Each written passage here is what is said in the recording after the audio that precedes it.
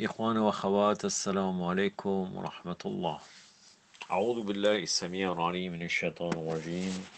بسم الله الرحمن الرحيم. الحمد لله رب العالمين وبه نستعين وصلى الله على محمد وصحبه الطاهرين وعلى الله عليهم أجمعين من الآن إلى قيام يوم الدين آمين رب العالمين. Les 14 infaillibles, alayhi salam, 36e partie, fin de la biographie de l'imam Hassan Askari, alayhi salam. Ça va pas être très long car finalement cet exposé a été assez court, ce n'est pas comme les autres. J'en suis à 6 contributions à l'humanité de sa prison. Je pense que ça devrait de sa prison. Ses contributions à l'humanité de sa prison, je pense que ça dépassera pas 15 minutes, Inch'Allah. La première façon dont Imam Hassan Askari alayhi salam attira les gens vers les Ahlul Bayt quand il était en prison, c'était par ses manières. On lui donnait 2 morceaux de pain et de l'eau et il me leur montrait de la générosité en retour. Imam Hassan Askari alayhi salam écrivait aussi 2 livres quand il était en prison. De ses grandes œuvres, il est un recueil de fiqh appelé Muqniya. Ce livre est toujours en notre possession aujourd'hui. C'est un livre sur toutes les questions de jurisprudence auxquelles Imam Hassan Askari alayhi salam a répondu aux lettres adressées au Shira.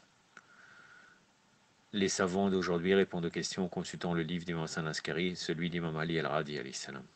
La question à se poser encore une fois, si on veut chercher les hadiths, comment ça se fait que le Marjaïa, en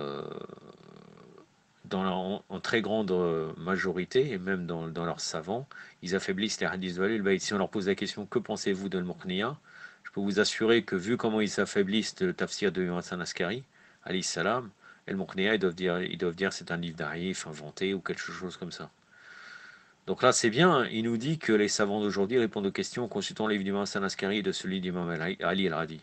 Franchement, malheureusement, on ne le voit pas, on ne le sait même pas. C'est la première fois que je découvre ça.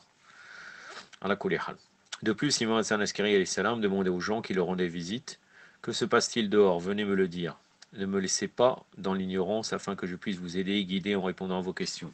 Un jour, quelqu'un va le voir et dit: ô imam, connaissez-vous Isaac al-Qindi? Oui, Isaac al-Qindi a écrit un livre intitulé Contradictions dans le Coran. Il y a des versets du Coran qui ont l'air contradictoires, et à moins d'avoir une solide connaissance du Coran qui est nécessitée dans la génération d'aujourd'hui, ne soyez donc pas surpris d'être déboussolé par certaines questions sur les contradictions dans le Coran. Par exemple, Isaac al-Qindi dit: il y a une contradiction dans un verset du Coran. Dans un verset, Allah dit: épousez 1, 2, 3 ou 4 femmes. Dans un autre verset, Allah dit: tu ne pourras jamais les traiter de manière équitable. Alors tiens-toi à une seule. Alors comment se fait-il que Allah dise dans un verset d'épouser 4 femmes, et dans un autre, Allah dit que tu ne pourras pas les traiter de manière équitable? Sur Internet, c'est une question majeure actuellement. Beaucoup contestent le Coran en disant qu'il y a des contradictions.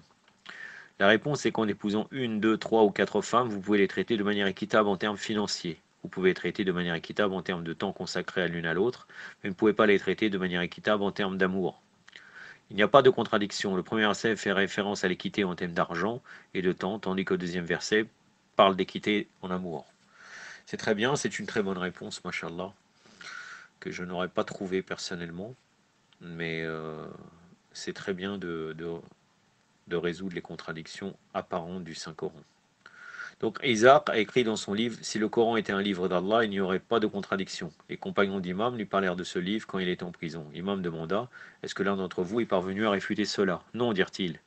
Il est facile de le réfuter, il n'est pas besoin de plus de sémantique. Comment réfuter? Allez voir Isaac et demandez-lui: ô Isaac, est-il possible que l'auteur d'un livre ait eu l'intention de dire quelque chose d'autre que ce qui a été interprété? Ainsi, lorsque les compagnons posèrent cette question à Isaac, il dit: oui, c'est possible. Dans ce cas, Isaac, dirent-ils, ce que tu dis des contradictions, est-il possible que Allah ait voulu dire autre chose? Ou est-ce que ton interprétation est la seule interprétation possible? Non, Allah peut avoir eu l'intention de dire autre chose. Dans ce cas, Isaac, pourquoi ne dis-tu pas: peut-être que mes conclusions ne sont pas correctes et qu'Allah voulait dire quelque chose d'autre avec cela? D'où sortez-vous cette réponse? demanda Isaac. Que veux-tu dire? Non, dites-moi, d'où sortez-vous cette réponse? Juste de mes réflexions, dit un compagnon. Aucun d'entre vous ne peut réfléchir ainsi. D'où sortez-vous cela? Nous l'avons eu d'Imam Hassan Askari alayhi salam, dit le compagnon. Seul un homme de la lignée du prophète, sallallahu alayhi wa alayhi, peut penser ainsi. Cela est bien vrai. Il prit ensuite le livre et le déchira. Imam Hassan Askari alayhi salam fit de son mieux pour informer ses adeptes et pour leur parler des croyances de sa religion. Un des plus célèbres hadiths que nous avons d'Imam Hassan Askari alayhi salam est lorsqu'il explique Les caractéristiques de ces Shira fidèles. Il savait que dans peu de temps, son fils Imam Mehdi al-Islam al-Faraja ne sera plus présent, comme repère pour ses adeptes. Il dit alors ses adeptes, il y a 5 choses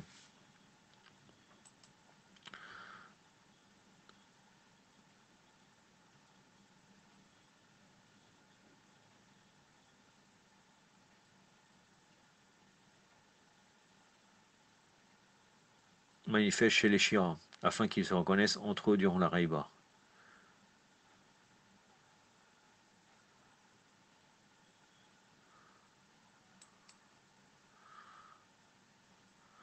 Ils se prosternent sur la terre et de préférence la terre de Karbala. Certains demandent pourquoi est-ce que nous, les Shira, nous nous prosternons sur la terre de Karbala et non sur un tapis. Nous, à l'école d'Al-Bayt, nous avons la preuve indéniable de l'existence d'un hadith du prophète disant Innama ju'ilat li ard majid wa tawra, qui existe, c'est un hadith qui existe même chez les Mukhalifin. La terre a été faite comme un endroit pour se prosterner. De plus, il n'existait plus de tapis du temps du prophète.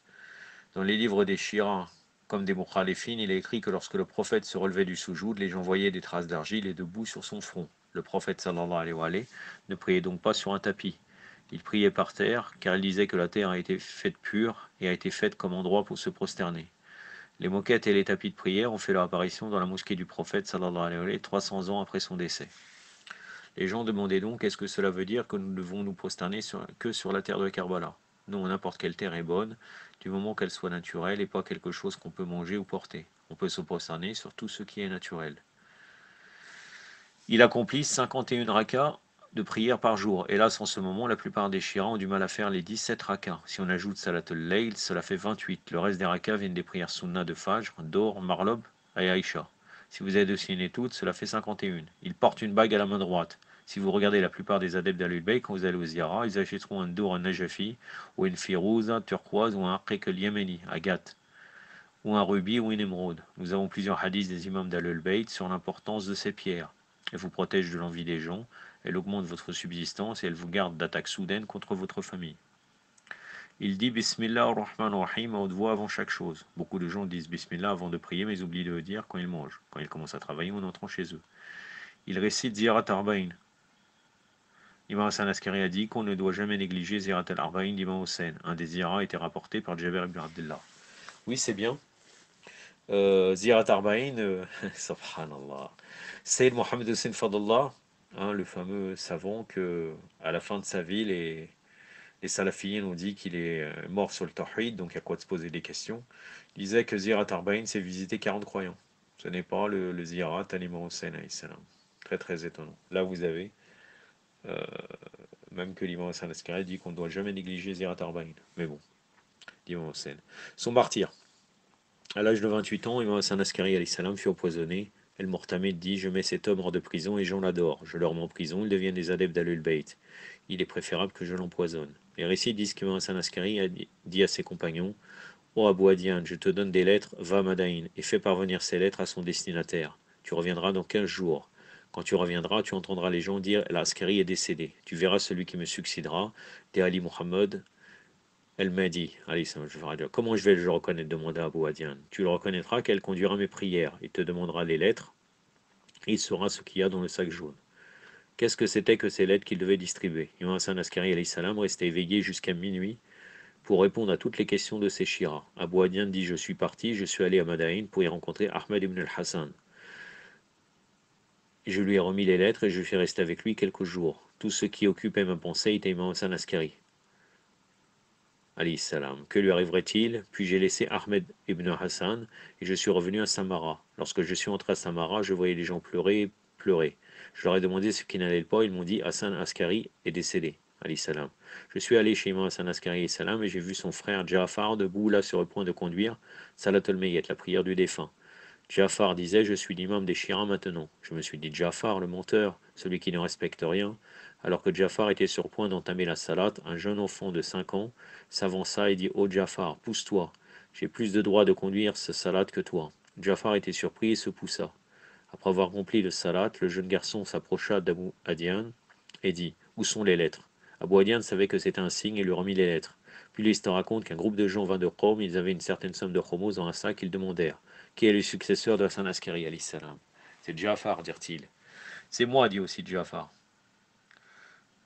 Si vous êtes son successeur légitime, demandez à les gens de Qom, dites-nous ce qu'il y a dans le sac. Quoi, dit Jafar, vous croyez que je sais ce qui est invisible? Puis quelqu'un dit, il y a 1010 dinars dans le sac. Vous avez raison, que vous l'a dit? Mon imam al-Hujjat ibn al-Hassan al-Mahdi Allahumma salli.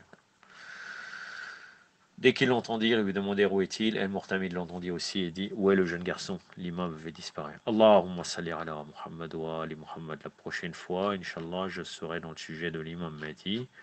Je suis en train de vous regarder tout de suite comment ça va se passer. Bon. Ça a l'air très intéressant. On espère que peut-être... J'aurai pas grand-chose en fait. En fait, je crois même que je peux arriver à le faire en une seule séance. Je ne sais pas pourquoi il est assez bref. On verra, Inch'Allah. Sinon, je ferai 10 minutes, 15 minutes et après je m'arrêterai là pour faire 2 parties. Sinon... يكتفي بهذا القدر وصلى الله على سيدنا محمد وعلى آله وصحبه وسلم. والسلام عليكم ورحمة الله.